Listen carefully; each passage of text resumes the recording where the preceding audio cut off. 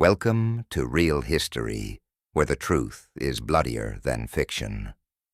It's October 16th, 1793. The sky above Paris is gray, but the streets below are electric. They've been waiting since dawn, packed shoulder to shoulder breath, steaming in the morning chill. Men sharpen knives they won't use. Women clutch children too young to understand what's about to happen. Vendors sell wine and pastries like it's a market day. It isn't. It's execution day. And you, Marie Antoinette, are the morning's main attraction. Your name once commanded bows. Now it elicits spit. You used to glide in golden halls. Now you wobble in wooden clogs' wrists tied behind your back. They cut your hair roughly, violently, to bare your neck for the blade. Your scalp stings where clumps were torn out by impatient hands. You're 37, but you look 50. Hollow-eyed, skin waxy. Dignity in pieces. The guards shove you into the tumbril, a rough cart usually used to haul manure. It suits you now, they say. One man throws a dead rat at your feet. Another yells, "Whore of Babylon." A third mimics your old curtsy, bowing low face, twisted in mockery. You stare ahead. You do not blink. There's nothing left to blink for. Somewhere someone rings a bell. Not for prayer, for death. As the cart lurches forward, the crowd follows. Not in reverence, in hunger. This isn't justice, it's theater. And you are no longer the queen. You are the climax. Before we peel back the skin of history, like and subscribe, but only if you dare. Tell us your city, your time zone, and what hour you'd want to face the scaffold. Now take a breath, dim the lights, and let's descend into tonight's true story. You don't begin as a queen, you begin as a bargain, born Maria Antonia of Habsburg, 1755, 15th child of the Empress of Austria. Your existence is a chess piece, not a life. From the moment you open your eyes, your purpose is alliance. By age 10, your handwriting is critiqued by diplomats. By 13, your virginity is discussed at council tables. France needs peace, Austria needs proximity to power. So they wrap you in lace and ship you across the Rhine. You are 14. At the border, everything Austrian is stripped. Your gowns burned, your dogs sent back, your name changed. You are now Marie Antoinette, future bride of the French Dauphin. You step into France barefoot, trembling and silent. Versailles greets you with narrowed eyes and tighter corsets. You're mocked for your accent, your walk, your teeth. You don't know which fork to use. You smile too much. You don't bleed soon enough. The Dauphin, Louis Auguste, is shy, awkward, and repelled by you. He won't touch you for 7 years. Your in-laws whisper that you're barren. The court jokes that your womb is full of Austrian fog, so you hide in extravagance, silks, pearls, pastries, parties. You build a fantasy, a miniature peasant village for dress-up, masked balls where you can vanish, opera boxes where you pretend they aren't laughing, but they are. And soon, so is Paris. You're no longer a girl with no voice. You are a queen with too much. And every time you speak, the people sharpen another blade in their minds. Historians still argue whether you were naive, indulgent, or simply trapped. But you already know the truth. You were born into a palace, only to become its prisoner. You never actually said it, not once. Let them eat cake. But it doesn't matter, because when the people are starving, the truth starves with them, and rumors feed faster. They say you bathe in milk while mothers boil shoe leather to make soup. They say you gamble away entire chateaux in a single night. They say your dresses cost more than 1,000 farms. They call you Madame Deficit, the woman who bankrupted a nation with a wardrobe. You are no longer just a queen. You are symbolism, a bloated, powdered foreign parasite sitting atop a dying empire. The mob doesn't know your policies, but they know your silhouette. The powdered tower of hair, the pannier skirts wider than doorways, the diamonds like ice around your throat. Your fashion becomes an act of violence, every ruffle a crime, every brooch a blade. You try to shift, simpler gowns, humbler appearances. But it's too late. They've made their Marie, and she is monstrous. In pamphlets they draw you naked, chained, devouring bags of coins. They show you in bed with courtiers, priests, even your own son. One depicts you feeding a starving baby to a swan made of gold. Another shows you guillotining peasants in your garden for amusement. This is not satire, it's vengeance by imagination. The rage festers, the streets buzz, and then the bread prices spike. That's when things ignite. And when they come for the palace, they're not coming for the king, they're coming for you. You are not a woman anymore. You are a myth in a dress.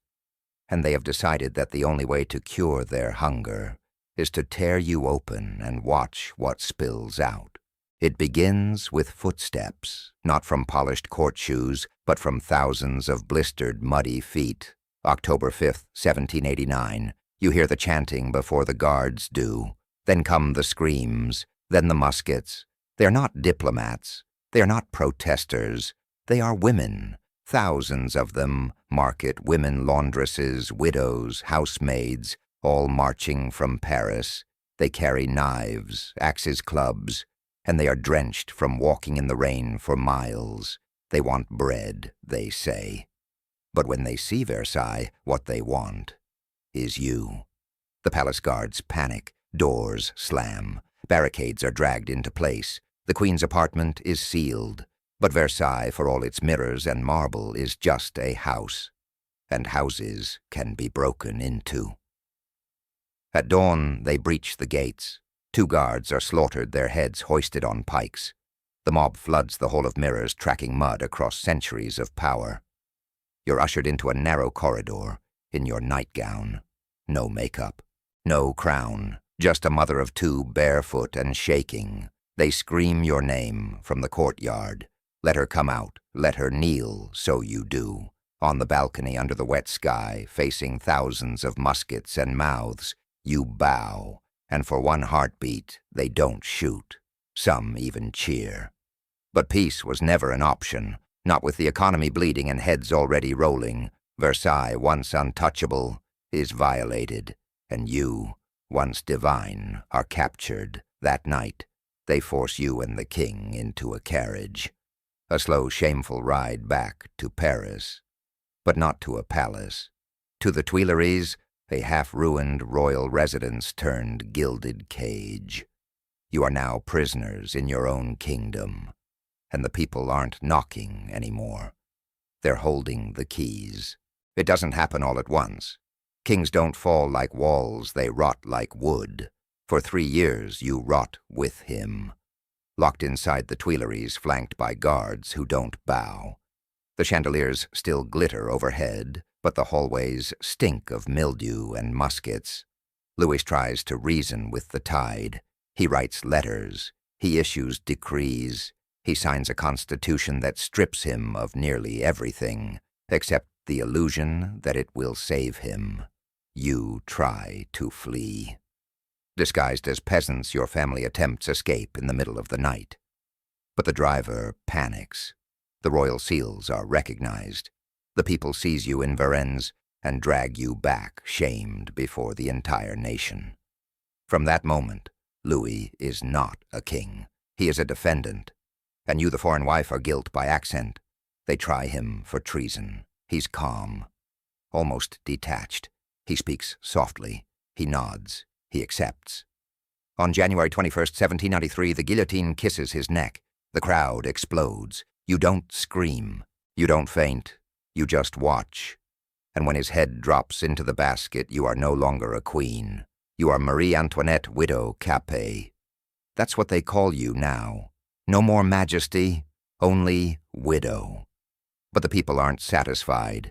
One royal corpse is not enough. They want yours. You're separated from your children, your guards double, your food spoils, and in the darkest cell of the conciergerie beneath the stones of Paris, you begin to learn what it means to die before the blade falls. Louis died in public, but your death will be in pieces. The conciergerie, they call it the antechamber of death. Stone walls that sweat, air that chokes, a prison so silent it screams. They march you in underarmed escort. Gone are the perfumed ladies in waiting. Now your attendants are lice and rot. Your cell is a narrow stone box.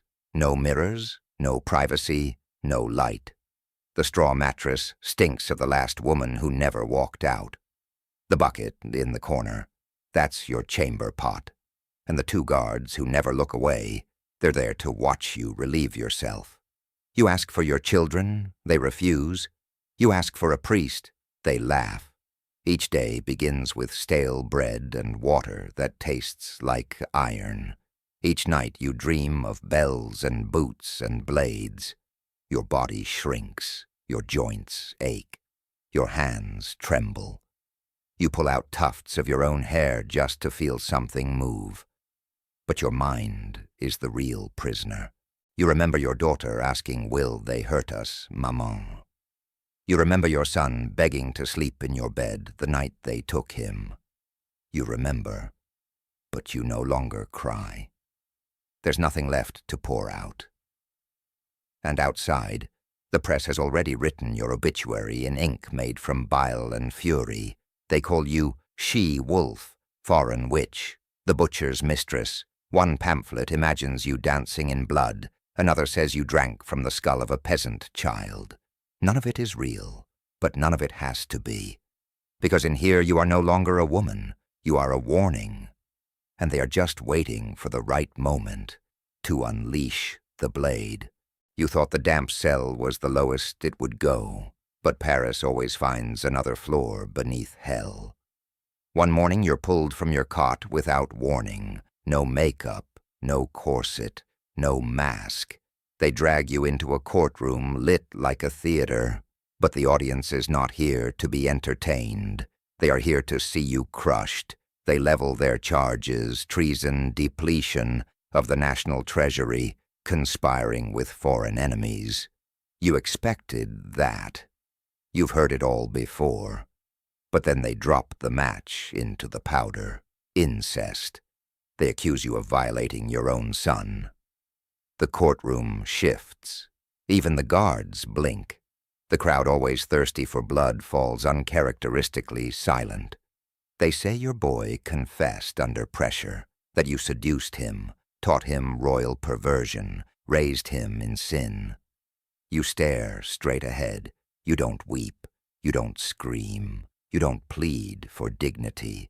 You say one sentence, only one nature itself refuses to answer such an accusation made to a mother. And for the first time since your fall began, even your enemies flinch. Historians still argue, did the boy really say it? Was it coached? Was it fabricated from thin air to push the mob past mercy?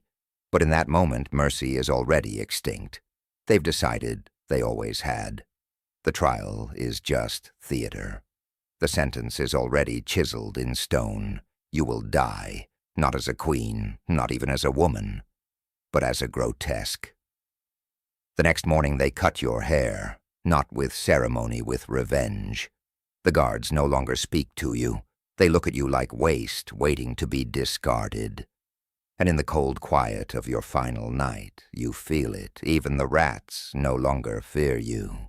The verdict is read before the ink dries. You are guilty on all counts: treason, theft, moral corruption, incest. Each word lands like a stone. Not because it shocks you, you expected nothing less, but because the crowd outside is already cheering. They weren't waiting for evidence. They were waiting for permission to hate you louder. They sentence you to death by guillotine. Execution at dawn, no appeal, no delay. You're led back to your cell, no shackles this time. The verdict itself is chain enough. You're allowed a single priest, one loyal to the revolution, of course. He mutters prayers, eyes never meeting yours. Even faith feels rehearsed now.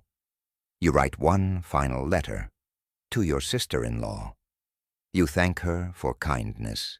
You leave instructions for your children, though you know they may never read it. You fold the paper with trembling fingers. But the guards confiscate it before the ink is dry. It will never be sent. You ask for black mourning clothes. They hand you a tattered white dress, the color of a virgin bride. Another joke. They give you no mirror, no brush, no time. A man enters with shears. He saws at your hair. Locks fall like autumn leaves. Not for pity, for precision. The blade must have a clean line. You ask if your body will be returned to your family. He doesn't answer. Instead, they bring the tumbril, the same wooden cart that hauled Louis, now waiting for his widow. You take one last breath in the cell, not because it's sacred, but because it's yours. The door opens. The crowd outside roars. The final performance has begun. They cut your crown before they cut your head. Not the jeweled one that's long gone. No, this crown is made of tangled strands, sweat, and years of memory. Your hair, they say it's practical. The blade must meet skin cleanly, with no resistance. But you know better. This is not practicality. This is humiliation. Your once famous coiffure, the powdered towers that touched the chandeliers of Versailles, are reduced to ragged clumps on the floor. No ceremony, no care, just shears and silence. They yank your hands behind your back again, tie them tightly with cord that bites your wrists raw.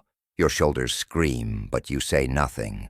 You're pushed into the tumbril, no closed carriage for the Queen. Louis had one glass, windows curtains, some semblance of royal dignity.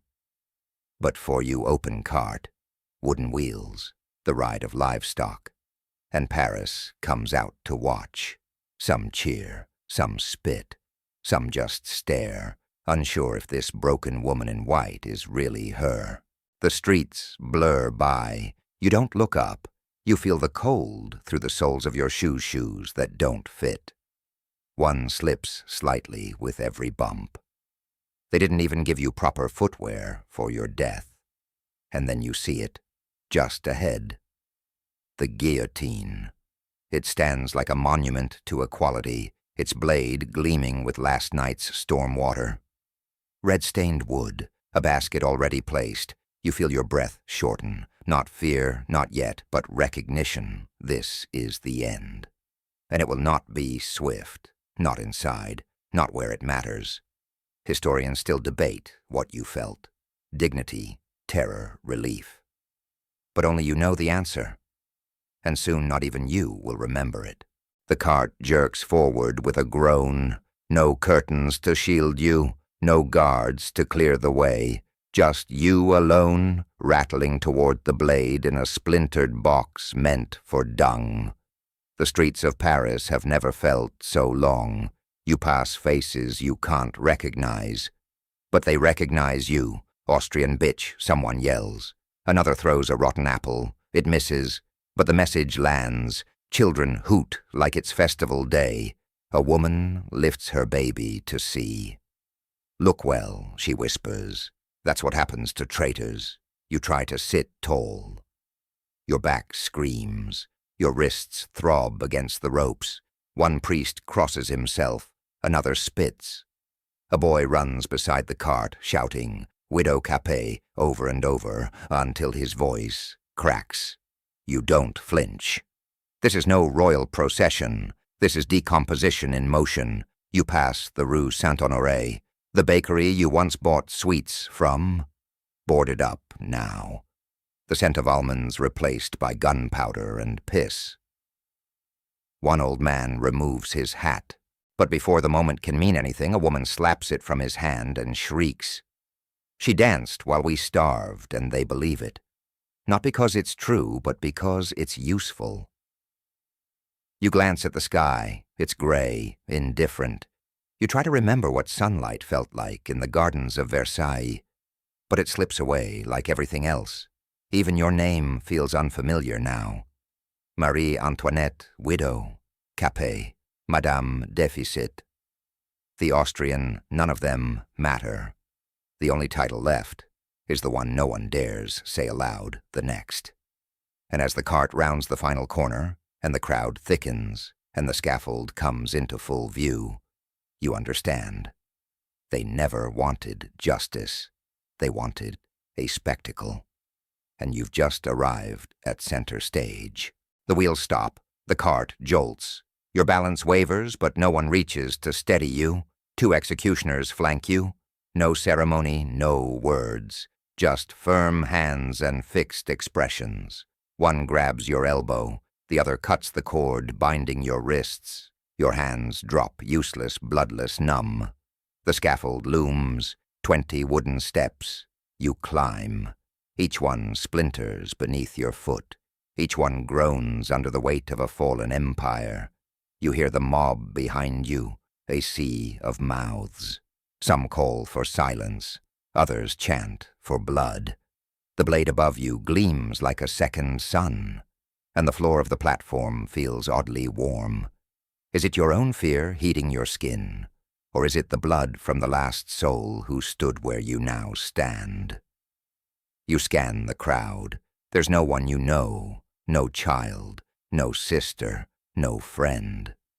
Just thousands of eyes waiting to watch a woman cease to be. You turn to the executioner. You try to walk with dignity, slow even the steps. But your skirt catches on a board. You stumble. Your foot lands on his boot. Instinctively, you whisper, "Pardon me, monsieur. I did not do it on purpose." Your final words, not a proclamation, not defiance, an apology. The crowd doesn't hear them, but history does, and for the first time they stop laughing. You kneel at the block, your neck bare, stripped of both jewels and pride.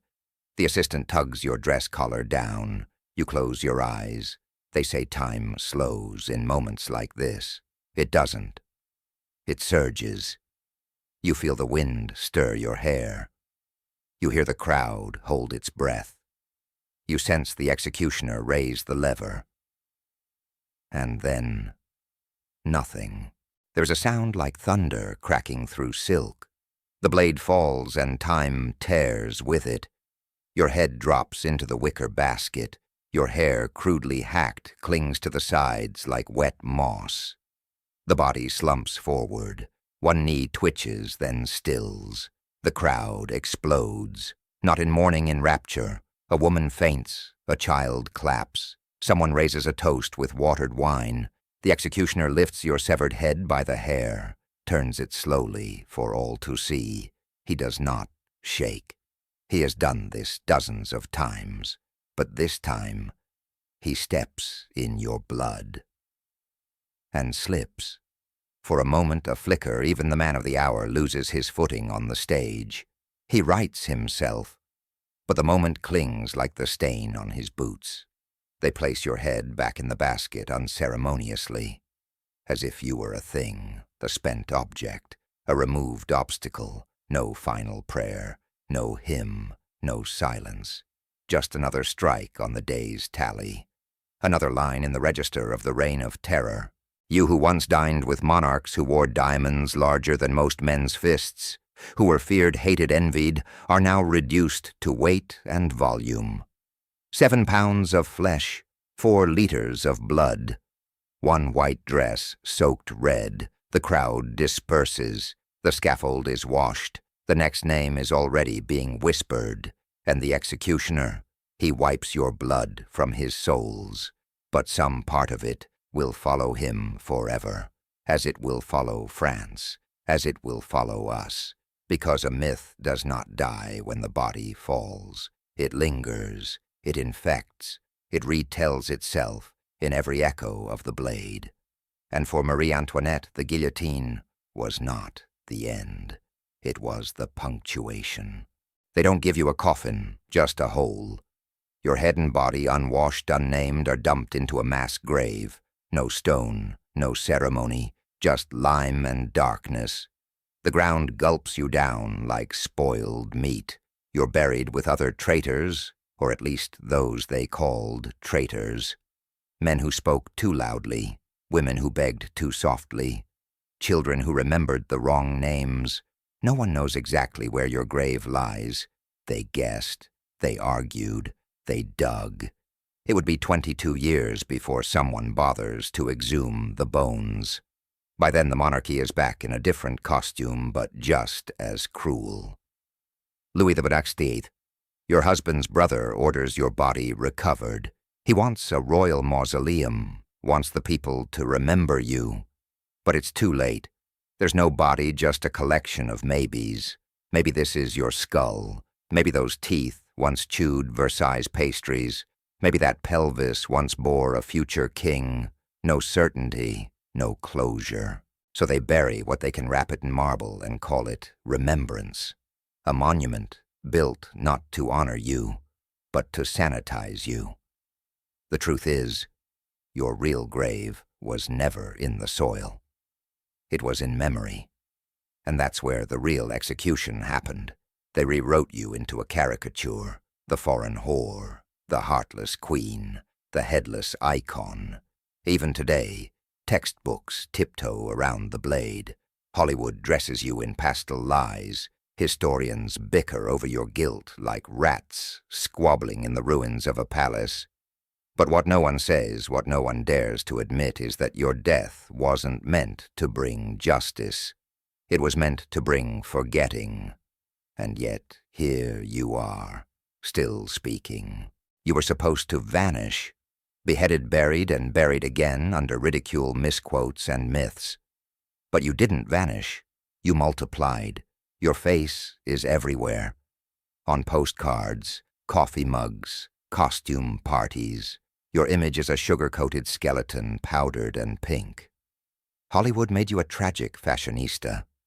Historians made you a cautionary tale. But none of them capture the woman who stood on that scaffold, lips, chapped hands, bound spine, straight. They only see the silhouette, the dress, the crown. They never see the eyes. They don't want to, because your eyes hold the truth, and the truth is always inconvenient. You weren't a monster, but you weren't innocent. You were a mirror, and France hated what it saw reflected. The greed, the apathy, the rot beneath the velvet. You didn't build Versailles, but you danced through its decay. You didn't cause the famine, but you turned your head from the hunger. You didn't ask to be queen, but once you were, you played the part until the stage caught fire. And now, centuries later, they still argue over your legacy. Every few years, someone tries to revive your dignity. A museum exhibit, a new biography, a tweet. But no version is complete. Because to know Marie Antoinette truly is to face the machinery of power, gender, and myth that crushed her and us.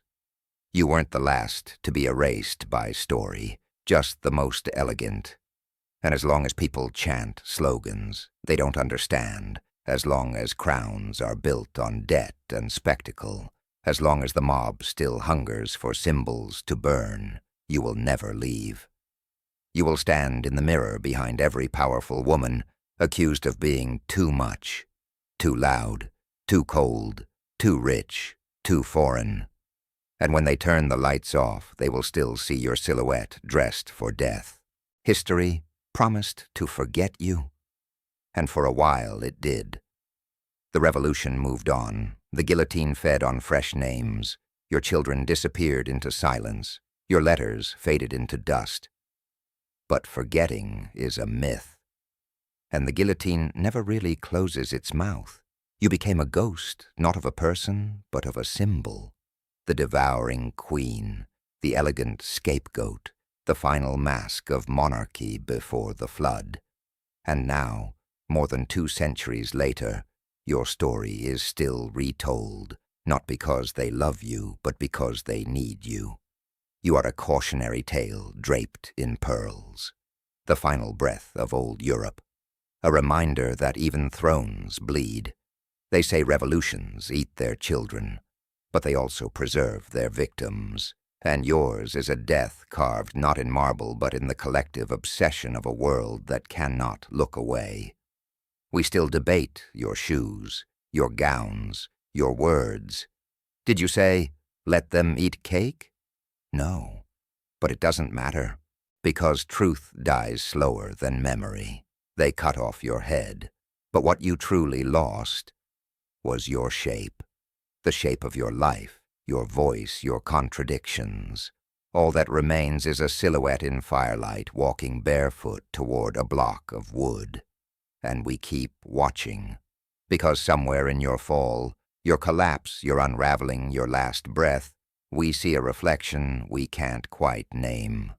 And maybe that's why your story still echoes, because power is never quiet when it dies, and it always takes someone with it. Now dim the lights, let silence settle. The queen is gone, but her shadow is not.